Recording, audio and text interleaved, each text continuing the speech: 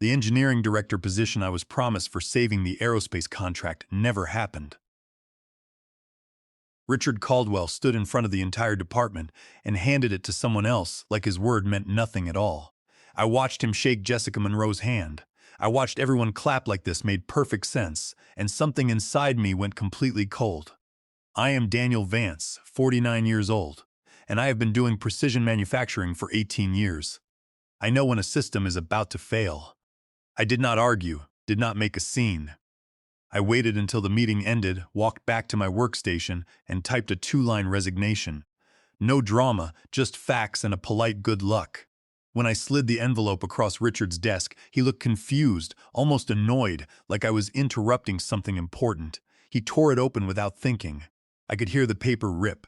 Then his face changed, confusion turning into absolute panic. "Daniel, tell me this is a joke." I stood there, hands steady. "It is not a joke." He pushed back from his chair, the wheels scraping against the floor. "You cannot walk out. Not after the Orion project. You are the only one who understands the new aerospace protocols." His voice cracked on the last word. "So, you do need me." "That is not what I said," he snapped. "You just need to cool off. You are upset about Jessica, but you cannot throw away 18 years over one decision." I held his stare. "You made promises you never planned to keep. That is what I am walking away from." Richard pressed his palm against the resignation letter like he could stop it from being real. "Daniel, think about this. Jessica is new. She cannot handle your responsibilities yet. The aerospace contracts are too delicate." I stepped back. "I hope it works out for you." I walked out knowing his panic was just the beginning. 11 months before that resignation letter hit Richard's desk, he stood next to my workstation with complete confidence. "Daniel, you are the only engineer I trust with the Orion Aerospace line," he said. "If you can turn this around, the engineering director position is yours." I looked up from the tolerance specifications. "You mean officially mine?" "Yes," he said without hesitation. "This contract is worth $850,000 per quarter. Lockheed is breathing down our necks about quality issues. You fix it with 0 defects, and I will make sure you get the promotion you deserve." After losing $110,000 in a failed startup 6 years ago, I needed something solid. The startup had been my shot at independence, a small manufacturing consultancy that went under when a major client pulled out unexpectedly. When it collapsed, I was left scrambling to rebuild at 43. "Then I will fix it," I told him. He smiled like a man who already owned the result. From that day, my life shifted into overdrive. My wife Elena learned not to expect me for dinner because I was always at the plant. "You are working yourself to death," she would say. "It is temporary. This promotion changes everything for us." The Orion line was a complete disaster. Tolerances all wrong, outdated programs, quality control that barely existed. Twice, the whole thing almost collapsed. Once because a supplier delivered the wrong aluminum grade. The parts looked identical until we ran stress tests and watched $65,000 worth of components crack under load. Once because someone loaded the wrong code and nearly scrapped an entire batch of wing brackets that take 9 hours each to machine. Both times Richard called me early in the morning. "Daniel, fix this," he demanded. I rewrote the programs line by line. I established proper quality checkpoints with documented procedures that even temporary workers could follow. I spent 15 hours straight rebuilding the entire quality system. When the crisis passed, Richard walked into the production meeting and announced, "We stayed on schedule thanks to strong leadership." He did not look in my direction once. Every 12-hour shift, every weekend I spent programming, every fire I put out, I tied all of it to the future he promised me. In aerospace manufacturing, perfection is not optional. One deviation, one shortcut, one moment of carelessness and people die. The brackets I was machining would hold wings onto aircraft. The tolerances I was setting would determine whether families made it home safely. By month 7, I had transformed the Orion line completely. 0 defects across 4,500 parts, 99.8% on-time delivery. When the quality director called, she asked for me by name. "Daniel, you saved this rollout. We are sending a formal commendation to your management." The letter arrived 2 days later. Richard opened it before I saw it. "Good work," he said, waving the page casually. "I will include this in our quarterly report." He did forward it eventually, but when I walked past the conference room and saw him reviewing his quarterly presentation, I noticed something that made my stomach drop. My processes, my improvements, my innovations were woven into paragraphs under management achievements.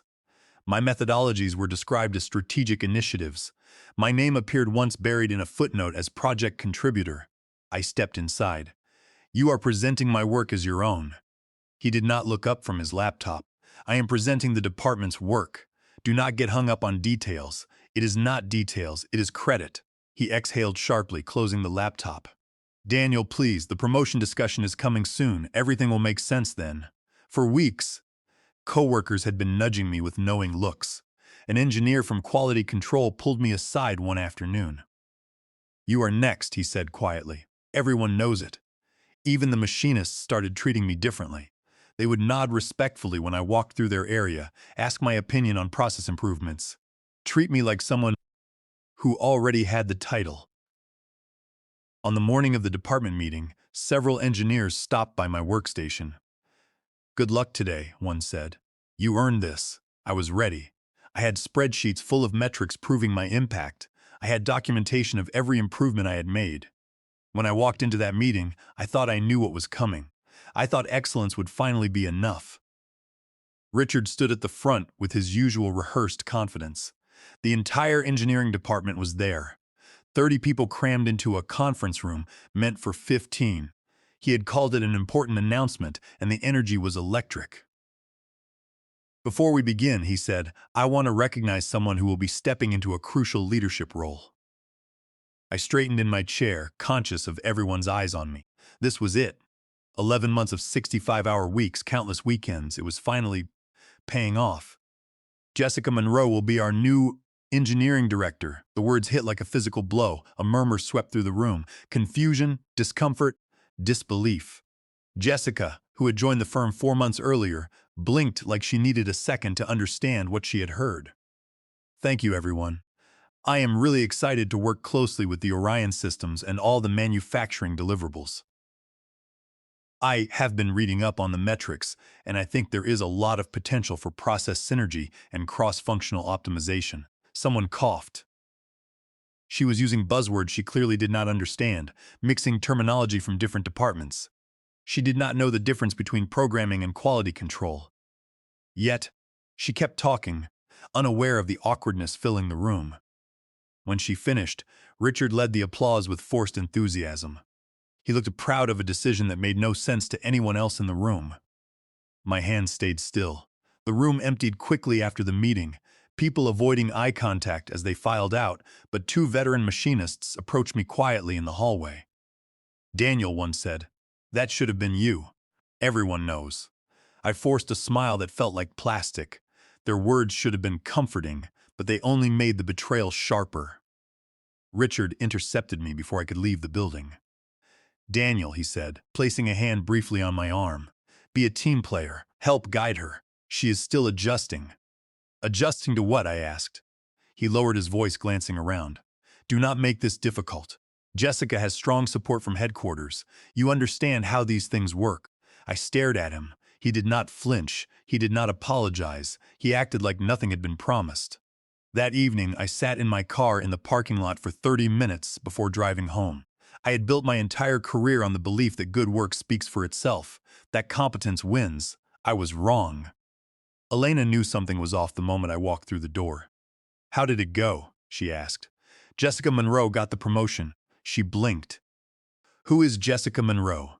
Someone who started 4 months ago and does not know the difference between a tolerance and a specification. I documented everything. Every improvement, every success metric, every client testimonial. None of it mattered. She stood up and put her arms around me. "What are you going to do?" she asked. I do not know yet, but I did know. The next morning, I found Richard alone in his office after the shift meeting, shuffling papers like burying himself in work might erase what he had done. "Richard," I said, closing the door behind me, "we need to talk. If this is about Jessica, let it go. Company needs shifted. You promised me that position. You tied it directly to the Orion project. I never promised anything formal. We discussed possibilities. That is not what you said." I reached into my pocket and placed my phone on his desk. I saved every email, including the one where you wrote, "Fix Orion with 0 defects and the director position is yours." His jaw tightened as he read his own words. "You are being emotional. You need to take pride in being indispensable. The best teams rely on people like you, people like me." "Yes," he said. "Reliable, consistent, low maintenance." The words hit like a slap. Low maintenance. Like I was a piece of equipment that required minimal attention. The mask had slipped, and underneath was just another corporate climber who had learned that other people's work was easier to steal than create. I went home that night and sat at my kitchen table with a legal pad. Elena watched from the doorway as I made 2 columns, stay and leave. Under stay, I wrote steady paycheck, known environment, 18 years of seniority. Under leave, I wrote self-respect, unknown opportunities, chance to start over. The leave column was shorter, but every item carried more weight. "You are really thinking about quitting?" Elena asked. "I am thinking about what I am worth." She sat down across from me. "We will be okay financially. My job covers the basics and we have got savings." I looked at her surprised.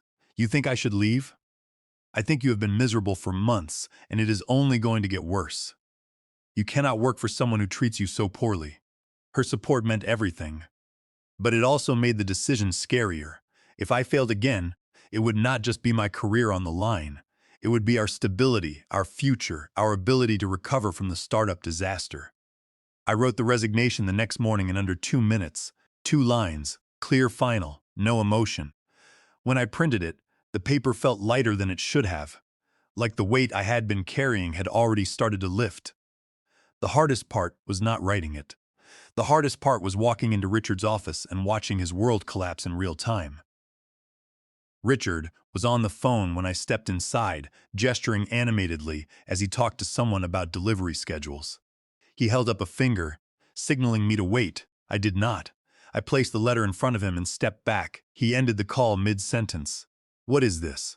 "My resignation," I said, keeping my voice even. "Effective immediately." "Good luck, Richard."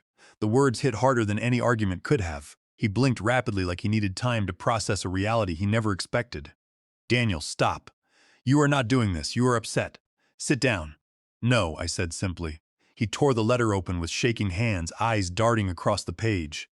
"This is ridiculous. You do not quit over one decision." "It was not one decision," I said. "It was every decision that led here."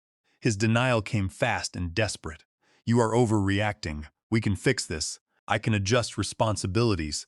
Maybe create a senior engineer role with oversight duties." "No." He pushed back from his desk so abruptly his chair hit the cabinet behind him. "You cannot walk out. You are essential to Orion.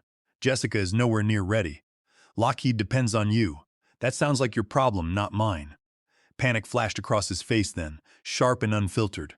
"Daniel, be reasonable. Think about your future. Think about stability. No other firm will hire someone who quits under pressure." There it was. The intimidation. The last card he thought he could play. The threat designed to make me crawl back. Accept less. Settle for being undervalued. I stepped toward the door. "I am not the one under pressure, Richard." His voice rose, anger replacing fear. "If you leave, do not expect a reference from me. You are burning your own career. I think I will be fine." He stood there gripping the paper, breathing hard like he finally understood what he had lost. I turned and walked out without waiting for anything else. For the first time in years, my mind felt quiet, clear, free. Behind me, Richard's voice did not follow. His panic stayed in that room and I left it there. I had been gone only 4 days when the first message reached me. It was from Jessica. "Daniel, do you have a second? I am trying to interpret a tolerance specification, and I think I am reading it wrong." I stared at the screen. She had been given a role she never earned, and now she was drowning in responsibilities she did not understand. I typed back, "I cannot assist. You need to speak with Richard or the lead engineer." Not even an hour later, a second message arrived, this time from Lockheed. "Daniel, we have noticed several delays and conflicting updates. Can you clarify what is happening on your end?" I read the message twice before replying. "I am no longer with the company. You will need to contact their current director." A pause. "Then that explains a lot." By that afternoon, my inbox began filling with quiet, almost desperate notes. "A machinist. Things are going sideways. Nobody knows who is responsible for what anymore. A scheduler. Richard keeps snapping at people. He says everything is under control, but nothing is. A quality engineer. Jessica asked me what a deviation report is. I thought she was joking. I did not respond to any of them. I would not be pulled back into a place that had already taken so much. But the silence did not last. While packing up my home office, I stumbled across a backup drive I had kept for my own records, containing the original equipment logs and material certifications. As I reviewed the files, something caught my eye. Signatures. Dozens of them on the critical safety sign-offs from the last 2 months. I zoomed closer. They were supposed to be signed by the certified lead inspector, but the pen strokes were subtly wrong. They matched Richard's handwriting. He had been forging safety sign-offs to bypass the secondary quality review and speed up shipments. My blood ran cold. In aerospace, this was not just a fireable offense. It was a federal crime. Forgery of safety documents under federal law rendered the contracts completely void from the start, a legal concept known as void ab initio. He was putting lives at risk to inflate his quarterly delivery numbers and secure his bonus. I realized then that Richard had not just stolen my promotion, he had committed a massive breach of fiduciary duty to the company and the clients. The realization settled over me with absolute clarity. This was the real reason he was so desperate to keep me around. He needed someone competent enough to ensure the parts did not actually fail while he bypassed the legal safety checks. Without me, his forged documents were backing up untested components. The danger was immediate. I could not just walk away and let airplanes fly with parts that lacked proper certification. I opened a secure connection and began compiling every discrepancy, every forged signature, every timeline mismatch. I cross-referenced the delivery dates with his sign-off timestamps. He had signed off on batches that were physically still on the factory floor. It was irrefutable evidence. I was not just quitting anymore. I was about to dismantle the entire foundation of his career using the exact laws he thought he could ignore. The next morning, another message came, this one from the vice president who once praised Richard's leadership. "Daniel, I need to verify something. Were you the primary engineer on Orion?" I typed back carefully. "Yes. I managed all processes and client communication for its entire duration." She replied, "Thank you. That aligns with what we are uncovering." Uncovering. The word lingered in my mind for hours. A week later, someone from the company called, but hung up before voicemail started. Another crack in Richard's facade. He was still trying to make the lie hold, but the weight of everything he had built on my work was beginning to break loose, piece by piece. But I was not waiting for an internal review to catch him. I had already forwarded the compiled dossier of forged signatures to the Federal Aviation Administration and the Department of Defense Inspector General. Under the federal statutes for aerospace manufacturing, falsifying quality control documents is a severe felony. I cited the specific code sections, detailing how the contract was now void ab initio due to his fraudulent actions. I also sent a copy to the corporate legal department via certified mail, notifying them of the breach of fiduciary duty and the severe liability they now face because of Richard Caldwell. The call that changed everything came on a Wednesday morning, 3 weeks after I left. I did not recognize the number, but I answered anyway. "Is this Daniel Vance?" a calm voice asked. "Yes, it is. My name is Julian Pierce, director at Aeroforge Systems. We were given your name by Lockheed, who spoke very highly of your leadership on the Orion project." I sank into my kitchen chair, Elena looking up from her coffee with curiosity. "I appreciate your words. I am no longer with the firm. That is exactly why I am calling," he said. "We have an opening for an engineering executive. Real authority, autonomy, and fair compensation. I would like to discuss it with you if you are open." I let out a breath I did not know I had been holding. "You want an interview?" "No," Julian said with a slight laugh. "I want you. Lockheed said you carried work worth nearly $1 million without a single deviation. They also mentioned some recent management issues at your former employer. People like you do not appear often." The directness stunned me. I could not speak, he continued. "If you are interested, we would like to bring you in this week. I believe you will find Aeroforge different from where you came from." After we set a time, I stared at Elena across the table. She was grinning. "What?" I asked. "You look surprised that someone recognizes your worth." She was right.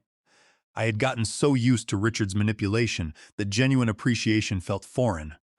During the interview at Aeroforge, Julian asked one question that cut straight through me. What do you need in order to thrive? No one had ever asked me anything so poorly. I thought for a moment, then gave him the honest answer. Respect for my expertise, clear expectations, and leadership that keeps its promises. He nodded. That is what we do here. By the end of the afternoon, they offered me the position. The salary was 40% higher than what I had made previously, with full authority over a team of 15 engineers and direct client relationships. I accept, I said, surprising myself with how steady my voice sounded. My first week at Aeroforge passed without a single emergency call. No late-night texts, no sudden crises, no dread creeping into Sunday evenings. I felt like a person again, not a patch for everyone else's mistakes. But peace never lasts long when the past still has loose ends. 5 months into my new role at Aeroforge, I received an email from an unfamiliar address at my former company. The subject line read, "Internal Legal Inquiry." Almost deleted it, but something told me to open it.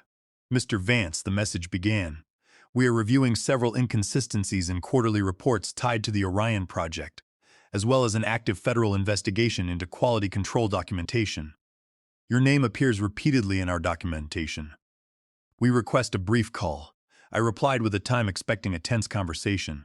Instead, the auditor, a man named Vincent, sounded almost relieved when I answered. "Thank you for speaking with me," he said.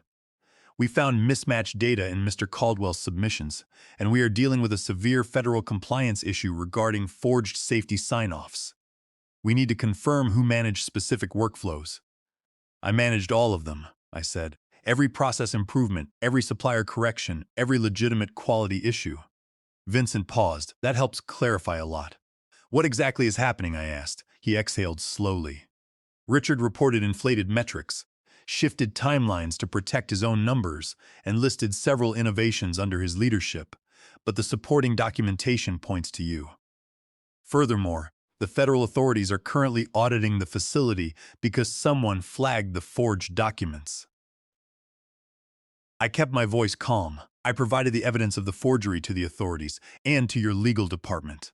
It was a massive breach of fiduciary duty and a direct violation of federal safety statutes." Vincent went completely silent on the other end of the line. "You sent the dossier?" "Yes," I replied. "The forged signatures rendered those aerospace contracts void ab initio. I could not allow defective parts to be shipped under my underlying system architecture." He breathed out heavily. "Lockheed has pulled the entire contract and demanded a refund. The federal agents were here yesterday. Richard's office was seized. They are looking at criminal charges for the forgery." I leaned back in my chair. I had no part in those events. "We know," he replied. "Richard will be facing formal federal hearings. And there is something else." Jessica admitted she was placed in the director role due to a personal relationship with a headquarters executive, without any proper qualifications. This opens another layer of review for corporate negligence. We are facing a complete structural overhaul. I ended the call feeling neither vindicated nor angry, just settled. Richard had built a career on borrowed credit and reckless endangerment, and now the debts were coming due in federal court. The final update from my former employer arrived on a Monday morning, tucked between routine emails about project schedules and supplier quotes. I opened it without emotion, the way you might open a letter from a life you no longer exist. The message was brief but carried the weight of a corporate collapse. Richard Caldwell had been terminated following confirmed fraudulent reporting and federal charges of forgery, because his actions violated the core tenets of his employment agreement and constituted a severe breach of fiduciary duty. The company was also pursuing civil litigation against him under the doctrine of asset dissipation, aiming to recover the massive financial damages caused by the lost Lockheed contract. He was prohibited from holding engineering leadership positions indefinitely and was awaiting trial for his federal offenses. The email also mentioned that Jessica Monroe had quietly resigned, and several executives at headquarters were under internal investigation. Julian, my director at Aeroforge, noticed the way I stopped typing and looked out the window. "Everything all right?" "Yes," I said. "Just closure." At Aeroforge, I stepped into a role leading a massive engineering program. My team listened, respected the work, and treated me like someone who belonged at the helm, not in the shadows.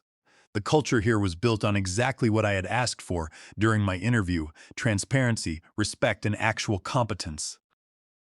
We were not just hitting numbers, we were building systems that mattered, systems that worked because the foundation was solid, not fabricated.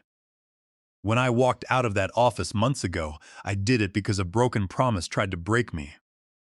I thought I was just leaving a toxic manager, but I ended up dismantling a corrupt system that was putting lives in danger. Walking away was the first promise I ever kept to myself. Sometimes the best revenge is not just fighting back or making a scene. Sometimes the best revenge is exposing the rot with undeniable, irrefutable legal facts, and then building something better while you let incompetence completely destroy itself. I looked at the framed photo of Elena on my new desk, remembering the nights I spent agonizing over the decision to leave. The fear of failure had kept me chained to a desk where my worth was constantly stolen. But taking that step, trusting my own expertise, had brought me here. Later that week, Lockheed announced they were shifting a massive new aerospace contract directly to Aeroforge, specifically citing their confidence in our engineering leadership. When Julian handed me the project brief, he did not just drop it on my desk. He sat down, looked me in the eye, and asked for my strategic input. It was a simple gesture, but it meant everything. It was the exact opposite of Richard's condescension. It was partnership. I drove home that evening with the windows down, the cold air rushing through the car. The burden that had weighed on my chest for over a year was completely gone. I had rebuilt my career, protected my family's future, and ensured that a dangerous fraud was removed from the industry. Richard was facing the federal consequences of his own arrogance, learning the hard way that you cannot forge your way to the top when the foundation is built on someone else's unacknowledged brilliance. As I pulled into my driveway and saw the lights on in the kitchen, I knew I had finally arrived exactly where I was meant to be. The transition had been brutal, the betrayal sharp, but the outcome was undeniable. True competence does not need to steal credit, and real leadership never has to forge a signature. I walked through the front door, ready for whatever came next, knowing that my future was finally truly my own.